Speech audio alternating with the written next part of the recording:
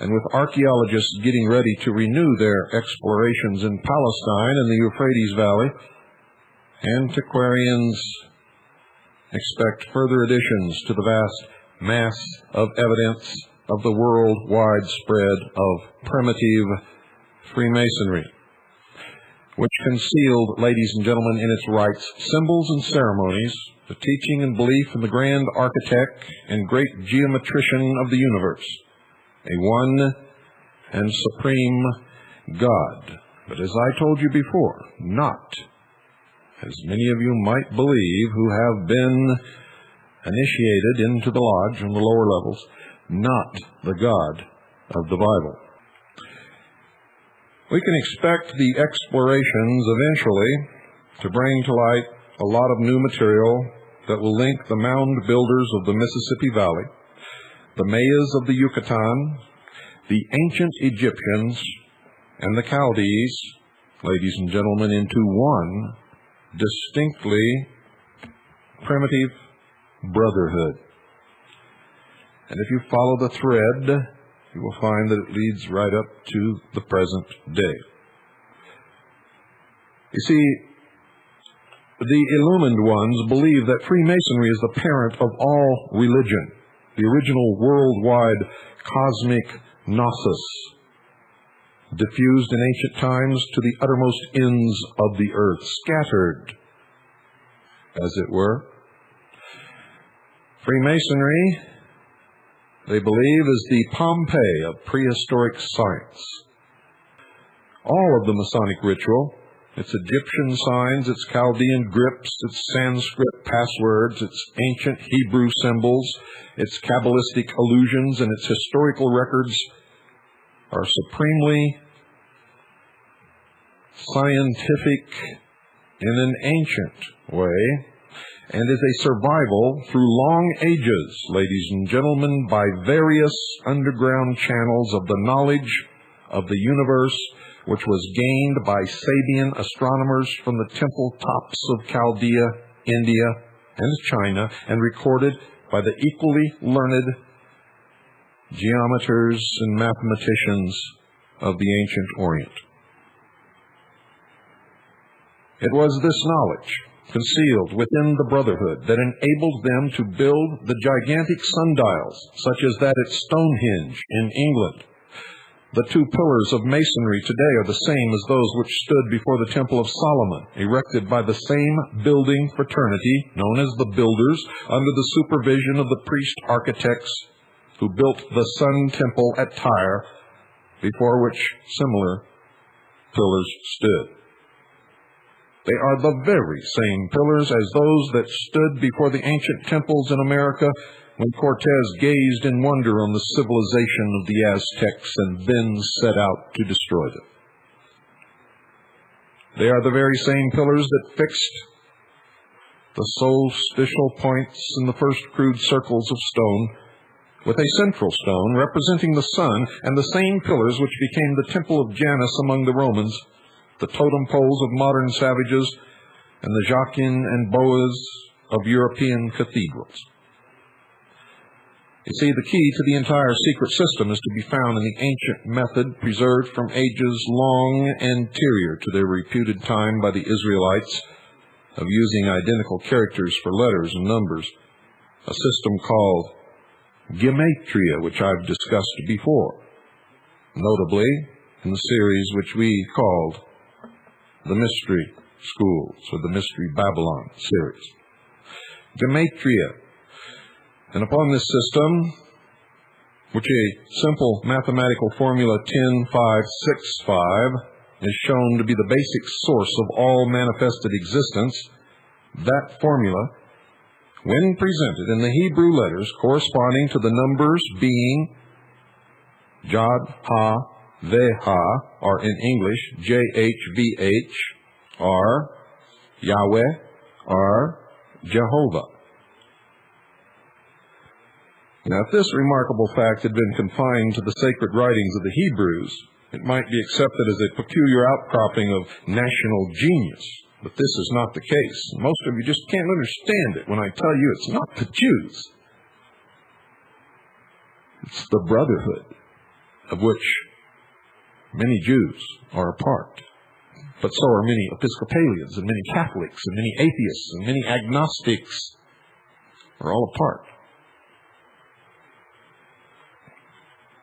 You see, my research has revealed the presence of an esoteric means hidden, secret, or mystery Jehovah worship throughout the entire ancient world is the basis of all of the outwardly pantheistic cults.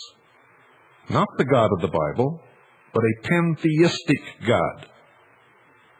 The real knowledge being concealed from the mass, or what they call the profane, by the priesthood and rulers, because they claim it was too high for them to grasp. But the truth is, this hidden knowledge was used to control them throughout the ages.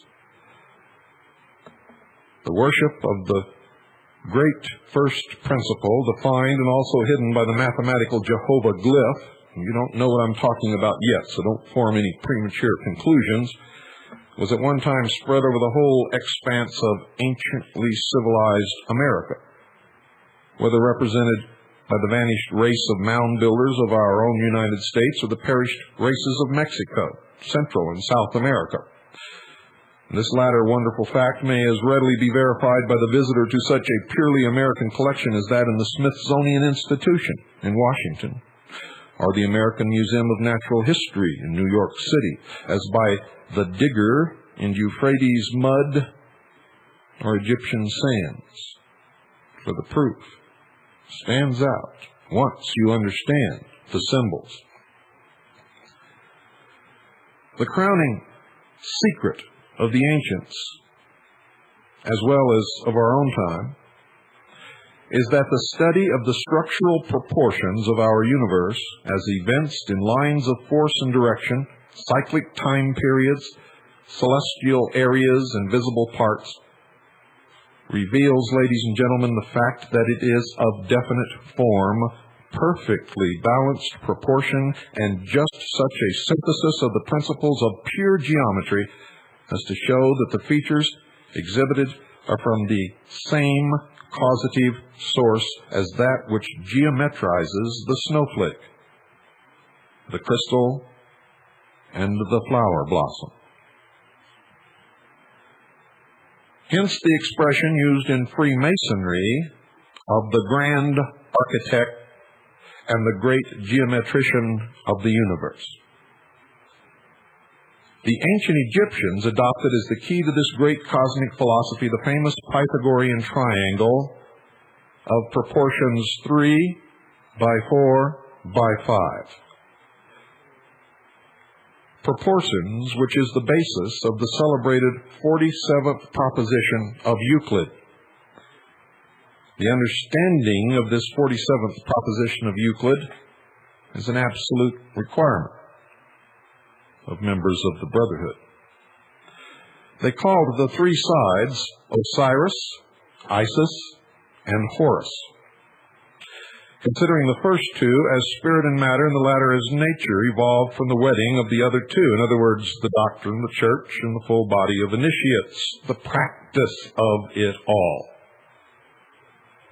And this triangle, represented as the eye of Horus and typifying the sun, became the all-seeing eye of Freemasonry, and it is clearly visible on the reverse of the great seal of the United States of America on every single $1 bill that you have in your wallets right this very moment. The value of the Hebrew letters in the famous triangle is 543, or 543, ladies and gentlemen, which is half of an oblong of 3 times 4, the other half of which, also shown, is 345. The sum of both equals 888, and it is the value of the letters in the Greek New Testament name J-E-S-O-U-S-R, Jesus. An oblong of 3 by 4 contains 3 of 4 by 9 and vice versa. I know this is a little difficult for some of you to understand, and you're going to have to do some study, for it took me years to understand it. The oblong of 4 by 9 was represented symbolically as the Atef crown on the head of the Egyptian sun god Re, or Ra, whose name really means light. Light. And from this simple proportion alone, according to the methods of the ancient Egyptians, can be at once correctly delineated all the main physical features of our universe in absolutely correct astronomical proportions, and in so doing is evolved a sacred ancient symbol, the trapezoid, of 10, 5, 6, 5 proportions, which became known as JHVH among the Jews, Jehovah or Yahweh, IHOH in Phoenicia, IHUH in Chaldea, HUHI in Egypt, Oihahu in India, Hohai and Fohai in China, that's H-O-H-I and F-O-H-I, and Iowa in ancient America, I-O-W-A, Iowa. We find this symbol, the Jehovah symbol, as the shoulders and arms of Osiris as he judges the souls in Amenti, in the Egyptian Book of the Dead, and as the apron worn by the mysterious stone colossi of Quirigua, Guatemala, copies of which are in our own American Museum of Natural History. Remember, this is an apron. It becomes a little more clear as we go along. We find the Masonic keystone to be not merely an architectural requisite, but the angle of exactly 23 1/2 degrees, or the correct inclination of the axis of the earth to the pole of the ecliptic, and to embody the vertical section of the Great Pyramid of Giza 4 times repeated. We find the little clay idols of the departed aboriginal races of Colombia, South America, decorated with the geometrical glyphs of this secret order, the ornaments of the robes of the ancient Inca priests in Peru, but exemplifications of the same sacred figures, and the amulets of the Mayas and Toltecs in Mexico are also engraved with them. That there must have been some worldwide organization to distribute these symbols in ancient and prehistoric times is evinced by the fact that by common consent the ancient Egyptians and the ancient Mexicans constructed pyramids, which as shown by the Great Pyramid of Giza in Egypt and the Teocalli of Chichen Itza, Yucatan, as leading examples, were component parts of a single geometrical problem, the key to which is the simple Masonic apron as worn today, and the graphic symbol of which covenant is still preserved as a cosmic figure among the Hopi Indians right here in the state of Arizona. In discussing the Masonic keystone, Mr. Higgins displayed examples picked up in his travel from China, India, ancient Tyre, Egypt, and Palestine that were all cut on the same exact angle of 23 1/2 degrees. But perhaps his most precious specimens were several black serpentine amulets from Yucatan and Central America, more than 3,000 years old, that displayed the keystone and also the inverted Tau cross, so familiar to Masonic brothers in their lodge work. In pointing out the triangle of equal areas on the forehead of the amulet and the keystone nose, Mr. Higgins drew attention to the fact that the Jewish worshiper today describes with his fingers the triangle in the same place when making his invocation on the Day of Atonement. Another very rare specimen was an early Akkadian or Hittite seal expressing a triangle with 3 Masonic dots and the sacred proportions of 3 by 4 and 4 by 5, a total of 16, meaning Yah, or J-A-H, which means the universe.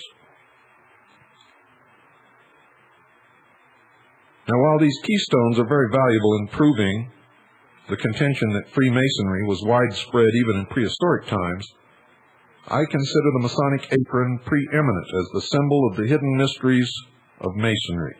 It, too, is based upon the Pythagorean triangle, which, as I said earlier, was used to conceal the mysteries of the Egyptian religion.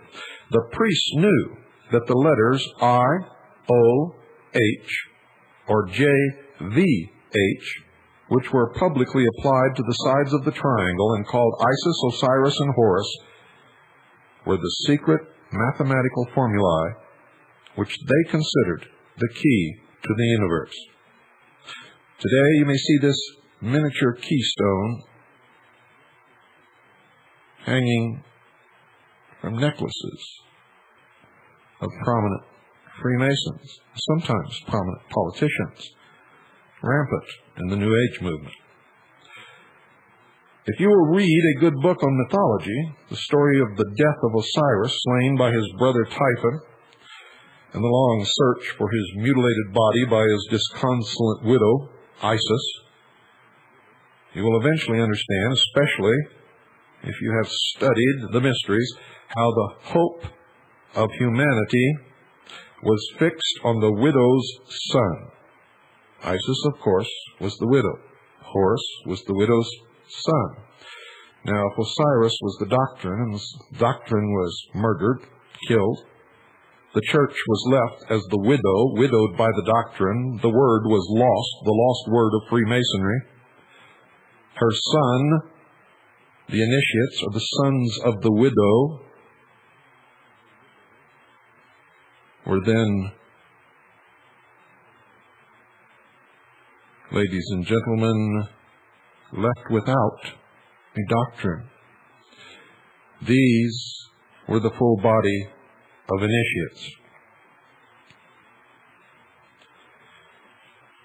So the hope of humanity at that time was fixed upon the widow's son, the youthful spring sun god, H-U-R-A-M, or Huram, as his name was abbreviated, whose birth also constituted the resurrection of his father, Osiris, with whom he was identified. The development of the very famous Pythagorean triangle also forms the triangle that is the base of the Masonic Tau cross. The multiplication of the Pythagorean triangle by 4 gives the base for the Magian's philosophy and develops the form of the Masonic apron, just as worn today in the lodge room. It is the 64 square that I refer to. In this square, the familiar checkerboard also has hidden within it the exact geometrical proportions of the Giza pyramid. Many of you have a checkerboard in your home. Perhaps the most interesting Egyptian cut that I have is that showing Pharaoh invested with the triangular Masonic apron, holding in his right hand the grand Masonic emblem and the last grade attained, the Ankh cross, in Masonic communication with one of that order whose head is covered with a mask representing the head of the god Thoth.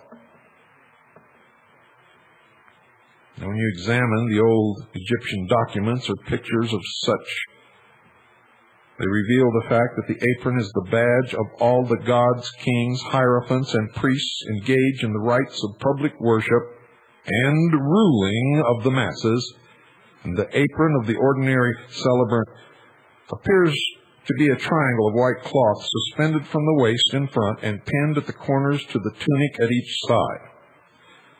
In the case of the Grand Master, the apron is very elaborate in design. The figures you see represent the rising and setting sun in the lower corners and the sun at meridian. The rays of the sun are so directed as to describe a regular progression of geometrical angles, such as seen on a gnomon. And over the sun apron is worn the serpent apron. The modern Masonic apron, as worn in lodge and chapter, has descended intact in every exact particular from these ancient brethren of the square and compass. And many of you who call yourselves good researchers, have ridiculed me because I have made this connection over the centuries and the millennium, and have refuted your ignorantly conceived ideas that Freemasonry began in some lodge in England during the medieval times. The Brotherhood is as old as man. And it was this knowledge that was used to subdue the masses and make government work. We see thus indicated throughout the world, ladies and gentlemen, the Masonic Brotherhood known as the Illuminati, those who are illumined collectively, known as the Brotherhood,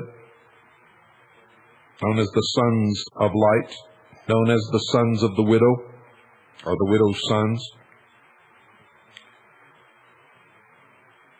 erected thousands of years prior to any civilization of which we have any present record, to the same ever-living God whom we worship and reverence as the great architect of the universe.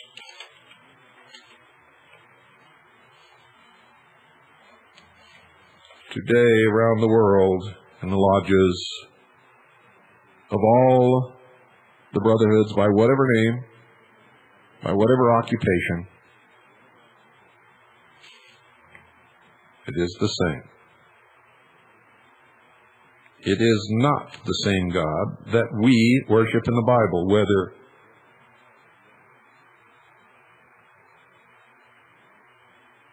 the followers of Muhammad, the Christians, the Jews, except some Jews who subscribe to the Kabbalistic teachings. They know the true meaning.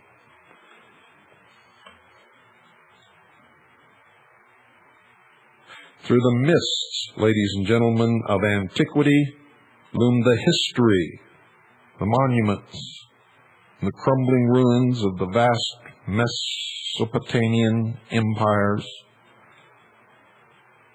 all so interrelated that historians find it hard at times to distinguish between legend and fact. But there are still intelligible, despite the beating of the winds and rains, carved in stone or engraved on tablets, buried in the ruins of the temples, evidences that Freemasonic craftsmen met in lodges then just as they do today. If we were to attempt to trace Freemasonry back from generation to generation, lodge to lodge, for only a few hundred years, we would have a very difficult task. This is what many of you run into. And you don't know how to get over the wall. The mystery hedging about what they call the craft and the long periods of persecution and suppression make the difficulties nearly insurmountable until you learn to stop looking for names in lodges and follow the thread of their belief, teachings, and symbols. And if you're willing to credit Masonry's own legends of its past, which aver to it always have been a guild of sacred and symbolic architects, temple builders, and furnishers, then we leap back over the enormous periods of time which separate us from the earliest historical records of the human race. In our own day, we worship Almighty God under the abstract name of Jehovah, giving the latter no more technical significance than that of an ineffable name representative of the divine power and majesty, simply because somebody told us that that's what we were supposed to do.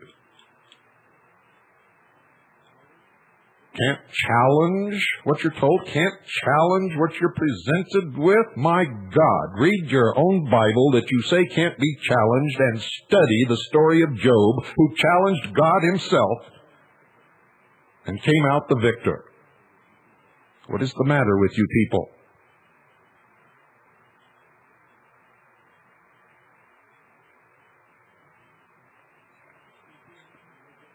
You see, Freemasonry is what remains of the vast ancient science which derived countless expressions of this sacred word from the geometry of the universe and translated them into the ground plans, elevations, individual stones, symbolic designs, and sacred furniture of all the great temples of antiquity.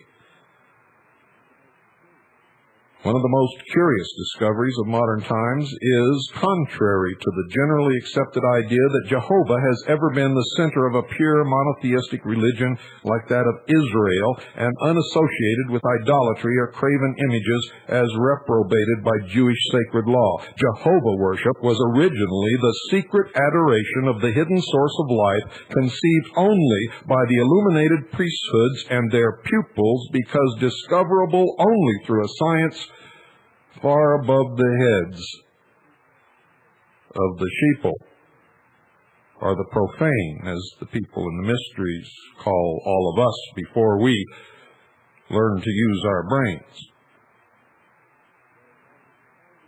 So in almost all the ancient culture lands of the Orient, Jehovah reposed, veiled in a gorgeous external imagery symbolic of the forces of nature and material features of our physical universe, which was held out to the profane, that's you, in an elaborate pantheism. Pantheism. If we would fathom the remoteness of the origin of the devotion to a unique deity, we must take into consideration the vast number of evidences extending back into the Neolithic and Bronze Ages of primitive humanity, for these stories, legends, existed long before any written Bible. When the pride of wealth and conquest among the great civilizations of the Near East, Chaldea, Babylonia, and Assyria were displayed in the palaces, towers, and temples abounding in the valleys of the Tigris and Euphrates, Jehovah was already older than the eternal hills and set forth in 1,000 symbols which only the priesthood could interpret. The great human-headed, lion-bodied, bull-horned, and hoofed and eagle-winged monsters which stood at the temple gates were symbols of Jehovah and rebuses of his name. And the story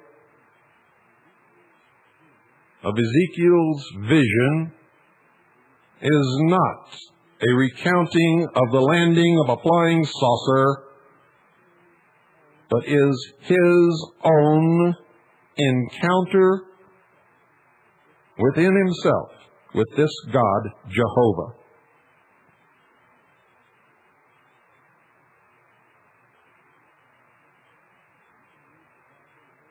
You can read the Bible a million times if you wish, and you can claim to understand it, and you can spout out your memorization of the verses and your interpretations of what it means all you want to. But until you have studied gematria and you've studied the ancient history from which the Bible was written, you will never understand it. Not in a million years, not ever.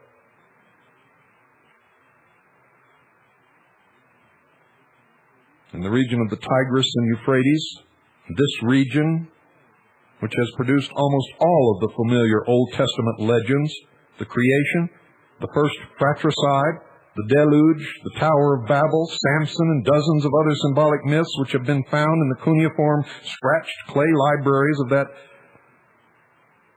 distant land and day. There are many evidences that the original legend, which crystallized into the worldwide Masonic epic, and yes, that's exactly what it is, had its first concrete expression on the banks of the Euphrates. And throughout that region are found the first evidences of the cultivation of Masonry or the Brotherhood in a purely symbolic or speculative sense in the existence of innumerable miniature stone amulets cut in the sacred geometrical dimensions, principal among them being the keystone, discovered during the investigations of the ancient sepulchres of that region. And these little keystones, each of which is pierced for suspension, are made of the same stones as the famous Babylonian cylinder seals, and are cut at a uniform angle of 23 1/2 degrees, that of the inclination of the axis of the earth to the pole of the ecliptic. How could they have known? You see, you look back upon these ancient people as some kind of stupid cavemen with a club in one hand and a bladder of wine in the other. It's not so, ladies and gentlemen. For they knew many things back then that we are just now beginning to rediscover. And I say rediscover because they knew it, and it was lost over the centuries. There's a tradition in Freemasonry within the Brotherhood that the mythical King Nimrod of Babylon was protector or grand master of every trade guild, including that of the architects. But while the light of modern research has failed to locate the existence of that famed monarch, it is a fact that sitting statues of Babylonian governors have been found bearing architects' plans of temples or palaces that they had erected on their knees. One of Gudea, Patesi, or Viceroy of Erech, so posed, is now in the British Museum. And not only are innumerable Masonic symbolisms of our own day discoverable among the remains of these people, but remarkable sculptured scenes which will at once be recognized by anyone who studied the mysteries as correct representations of scenes of ancient initiation. And to those who have been through these initiations or who have studied them as I have, they are very familiar, strangely familiar. And the ridicule of the profane at the vaunted association of Freemasonry with the Tower of Babel was entirely uncalled for, because every bit of historical evidence brought to light among the ruins of Borsippa, the ancient capital of Babylonia, indicated to the Masonic antiquarian the close relationship, association of the craft to that tower. And you will see on the murals in the new Temple of Initiation, erected in Las Vegas, known as the Luxor, which means the source of light, depictions of the Tower of Babel and the ancient order, the Brotherhood, the builders associated with it, are all over the place. The Tower of Babel still exists as the ruins of the ancient Beers Nimrod at Borsippa, and you didn't even know it. This was the tower temple of Marduk, or Jupiter, and the king who abandoned this city to build a new capital and a more gorgeous temple to the sun god Baal at Bab-Elu, the gate of God, on the opposite or eastern bank of the Euphrates, was the great sage and lawgiver Hammurabi, the Amraphel of the Bible and reputed original author of the laws of Moses. The facts are these. One of the titles of the sun god Baal, which was widely adopted by Eastern monarchs of a later period, was Salmanusar, or Savior King. This was literally King Solomon, which is also the meaning of the Babylonian royal name Shalmaneser. The king was the servant of his God and the executor of his mandate in erecting a temple to the Most High.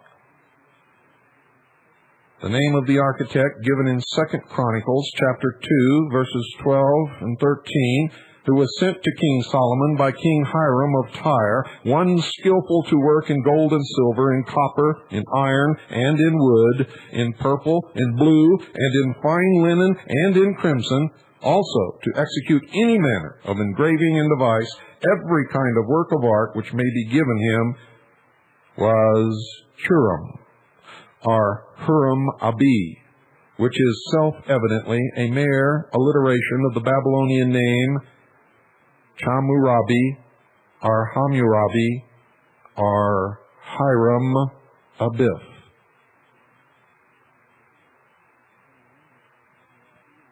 The fame of Hammurabi is just of the sort which would have made him the hero of countless legends for centuries to come, and indeed, that is exactly what has happened. You see, his name is a Kabbalistic one, connecting him with the Babylonian god Nebo, whose Hebrew name is Raphael, both meaning the planet Mercury, the closest satellite and constant companion of the sun, whom the ancients considered the executor of all the latter's mandates. Mercury's color, the blue of heaven, is that of the Masonic order. The very best Babylonian representation of Hammurabi is on a stele in the British Museum, containing a transcript of his code of laws, and on which he is shown receiving them from the sun god Shamash, King Sal-Am-On, the edge of whose robe is an angle of 66.5 degrees, or the inclination at which the Earth's axis crosses the plane of ecliptic. To a Freemason, folks, there is much meaning in this statue of Hammurabi. The names of the materials in which the great artist who built King Solomon's temple was to work were not merely those of material colors or substances, but the symbols of the 7 planets and 4 elements, earth, air, fire, and water, which play an equally prominent part in the mythology of the ancient Babylonians, the symbolism of the Jewish tabernacle and temples, and that of modern Mystery Babylon. Each of the planets, ladies and gentlemen, known to the ancients, which was at the same time a god, was represented by a metal and a specific color. The Chaldean temples were of 7 stories, each smaller than the others as they rose.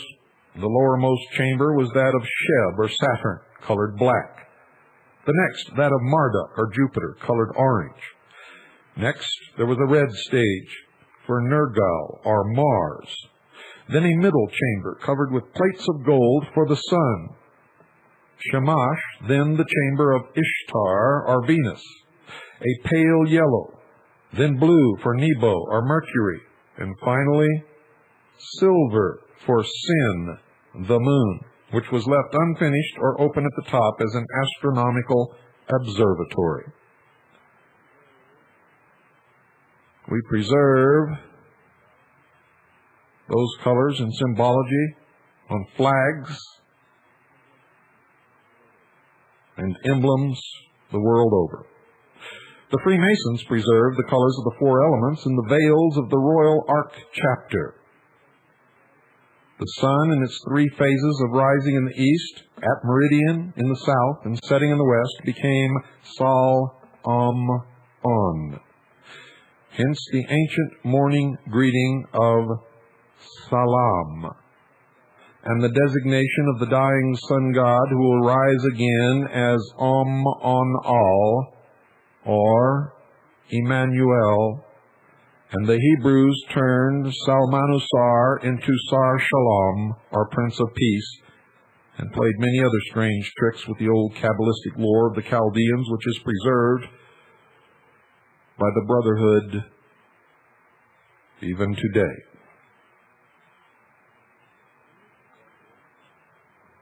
The Phoenician vessels no longer sail the Mediterranean Sea, and the secret of their famous Tyrian purple dye was lost and just recently rediscovered. but no traditional association of the ancient craft possesses more absorbing interest for the modern student of the mysteries than that which links the fame of ancient masonry to the venturesome seafarers whose winged argosies visited at least 3/4 of the globe in the morning of the human record. This is indisputable. Freemasonry is not altogether oblivious of her debt to the brave Phoenician race, aside from the luster cast by particular characters of Phoenician origin and the infamy or fame to which they are due. Mr. Higgins says, the biblical association of Hiram, the great monarch of Tyre, Phoenicia's chief city, with his brother ruler of Israel, and the participation of the former in the construction of the wonderful Temple of Solomon, the story of which enters so prominently into the Judaic history, the Christian religion, the religion of Islam, and of the Brotherhood tradition, has been heard over and over and over and over again, and is better told in Holy Writ than it ever could be recounted in modern terms. And that which particularly interests me is the question of what profane science and mere archaeology has to show of the presence among the Punic peoples of that same great cosmic cult which overspread the whole ancient world and which was based upon the geometry of the universe and the secret worship of Yahweh or Jehovah. Now, if we examine the subject from a completely secular standpoint, without invoking the aid of sacred annals, we find an enormous fund of genuine evidence that the Phoenician branch of the Semitic race played the chief role in the distribution of the arts, sciences, architecture, symbolism, and religion from the ancient culture centers of India, Egypt, and Babylonia to the newer civilizations, which were scattered among the isles and along the shores of the Mediterranean, as well as to the western coast of Europe, and most probably, as the evidence tends to indicate, prehistoric America. The assumption that the Phoenicians were nothing but pagan idolaters can no more be sustained in the face of modern research than could be the notion of God, Deu, and Bogu being three different divinities, instead of English, French, and Russian for the same almighty creator. The people of ancient Tyre, Sidon, Aradus, Byblus, Berytus, and other Phoenician localities spoke a language so closely allied to Hebrew that one must necessarily have been a dialect of the other. Early Phoenician and Hebrew alphabetical characters were practically the same, and all recorded lapses of the Israelites into idolatry were always into Phoenician idolatries, showing that basically these two peoples were but one and the same, differentiated into maritime and agricultural branches of the Canaanitish stock. The Phoenicians may have had many gods, but to the priest they were attributes of Jehovah, while the Hebrews had the distinction of a dogged adherence to the thought of a monotheistic deity, all in all, Jehovah. Phoenician remains found over the whole expanse of the continent of the ancient world, from Scandinavia to Ceylon, prove that this clever people studied the arts and superstitions of their foreign customers, and they manufactured for each the peculiar idols, amulets, and symbolic ornaments with the same commercial acumen which once sent cargoes of brass idols from Birmingham to India with every shipload of Bibles from Oxford.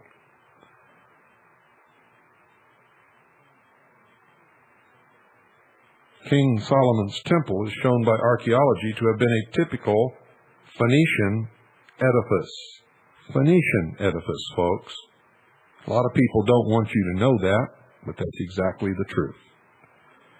An adaptation which that race of clever architects made from the symbols the various nations had of the Jehovah cult. It must not be forgotten that what we today call Freemasonry was the religious science of the ancients, the state of the art of that day. Right or wrong made no difference. It was a symbolic reconstruction of the universe in all its parts, amidst which gorgeous furniture, imitating the host of heaven and the powers and properties of nature, splendidly robed priests and acolytes celebrated allegories of the great celestial cycles and the spiritual birth, life, and regeneration of man.